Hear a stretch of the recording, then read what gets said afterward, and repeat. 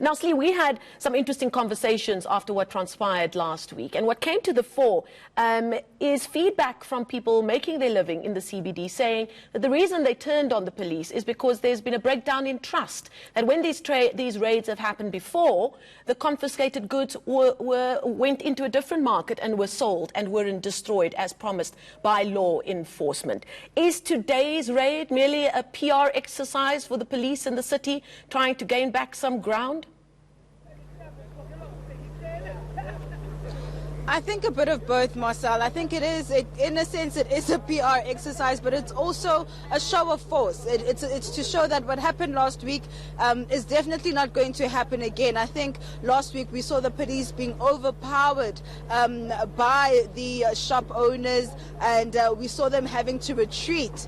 I mean, I think that is just unprecedented in most cases when police are having to conduct an operation. So it did look as though last week they were ill prepared to come into the CBD, which is such a populated area with all these shop owners, and to expect no retaliation. What we're seeing today is that show of force that, to quote the provincial police commissioner, that law and order still exists here in the Johannesburg CBD, and that if it doesn't, then law enforcement is definitely on the ground trying to restore law and order. For most of the morning, I'm just going to move out of shot and ask my colleague Mashudu to just give you a pan. We've been seeing a lot of what we're seeing in front of you right now, where we have police officers having to break down steel doors and are basically confiscating shoes, clothes, and a number of counterfeit items. In fact, we understand that they've also managed to stop a manufacturing business where these fake goods, the fake brands were being printed and stitched. We have sniffer dogs that have actually just been taken out now. It looks as though they're going to continue to see if there aren't any drugs that can be confiscated as well. The police have also managed, I think, getting more than really what they've bargained for, to confiscate firearms. We saw assault rifles that were confiscated in one building. Just to give us a bit more of a sense of what they found, let's listen to the police commissioner, Elias Mawela. With these firearms, they alleges that, they are having the security company and whatever, but we take none of it. All these firearms will be taken into our forensic laboratory so that ballistic tests must be taken to check whether these firearms cannot be linked to other crimes around here, or whether they were also not being used, to fight back the police. Even the safe there, we have also identified another firearm in that safe. So I think by up to now, this operation is a success, and will continue to say to the criminals around here that there is government, and the government is in charge. Now, Slee, we hear the Gauteng Police Commissioner, they're explaining what will happen to the guns that were confiscated there. Have they explained what will happen to the counterfeit goods, the clothes, the shoes that we saw you show earlier?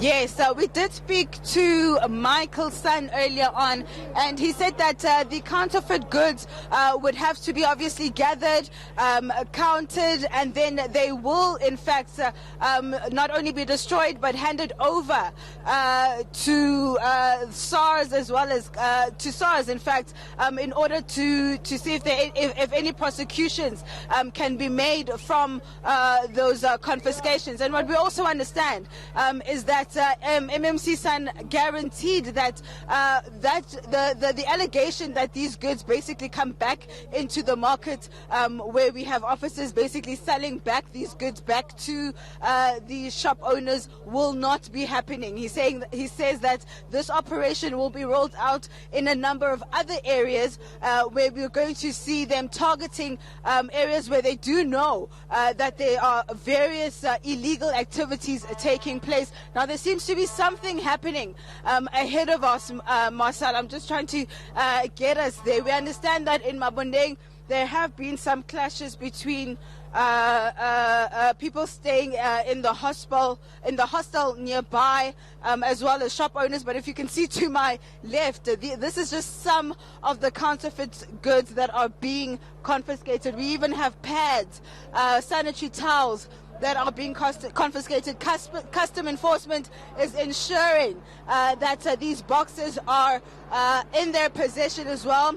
We also had a truckload. As you can see, the police are now loading up rubber bullets, and it seems there is some clashes taking place here in the CBD. It looks like we're going to have a confrontation between the police and possibly the shop owners. We're not too sure at this stage, but it does seem as though there's some retaliation taking place, and some rubber bullets are seemingly starting to be shot, as well as stun grenades. Well, Slee, as you bring us these pictures, let us also just remind you, safety first, that you and our camera person is out of any kind of harm's way. Do we assume that this confrontation is linked to some of the videos we've seen on social media? There were a group of men in Maboneng, apparently, that were going into shops, or do you have any idea if they are actual shop owners who are retaliating from where you're standing? I know it's very difficult to be able to answer that.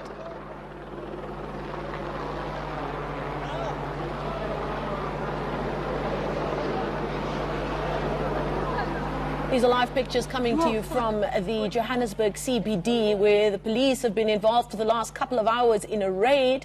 They say that they have conducted the raid to try and make some kind of dent in what they believe is a huge economy based on counterfeit goods that is taking place in the CBD. You'll remember this comes just days after a similar raid went horribly wrong for the SAPS last week, where shop owners retaliated and turned on the police and throwing projectiles and rocks at the police, drove the police out of the CBD. The police have now followed up today with what seemed like a more organized raid that Slindile Masekane and our camera person has been bringing you updates on over the last couple of hours. We've seen evidence of mountains of boxes of what's believed to be counterfeit goods, both in the streets and in those various buildings that have already been confiscated.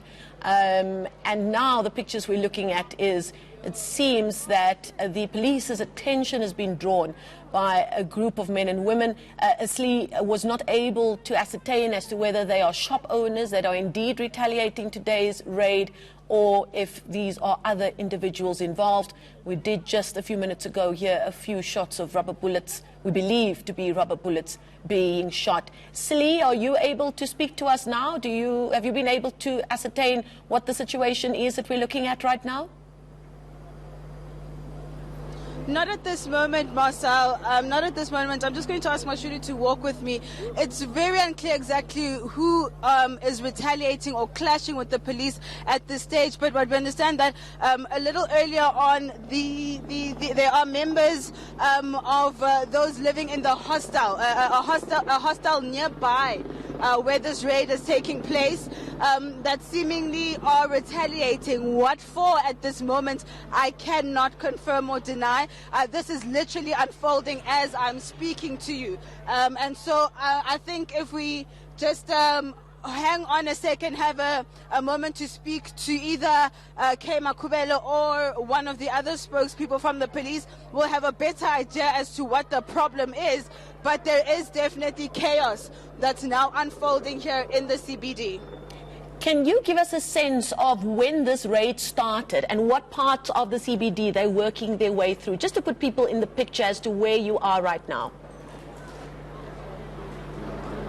Basically, Marcel, this raid started at around 11 o'clock this morning, and the information around the raid was really kept under wraps, but we did get a sense as the media, the alerts came out in the early hours of this morning, around 8 o'clock this morning, that the police would be coming back to the very area in which they had to retreat from, and they would be basically trying to conduct the very same raid that they had to halt the last time. So we were on the corner of Rahima Musa and Von Wallich Street here in the CBD, and from around 11 o'clock the police have had really everything under control for the most part, and it seemed as though things were just going according to plan. They were going building by building, doing these raids, and it just seems as though a group coming from the Maboneng side, I'm here on Moy Street right now, a group of people hurling rocks and stones, began to hurl rocks and stones at those police officers that are monitoring the particular area that's been barricaded here in the CBD. So at this moment, we're still seeing chaotic scenes, but at the moment, it seems as though things are calming down again. We believe, Slee, that there were plans for the police minister to visit the site today as well. Yes, Marcel, we understand that Police Minister Begitele is expected any time from now. We were told that he would be here from around 2 p.m. this afternoon. Okay, we're going to leave it there for now, Slee, just to give you and our crew a chance just to take a breath and see if we can find out who is behind that little incident, flare-up that we just brought to you live here on ENCA.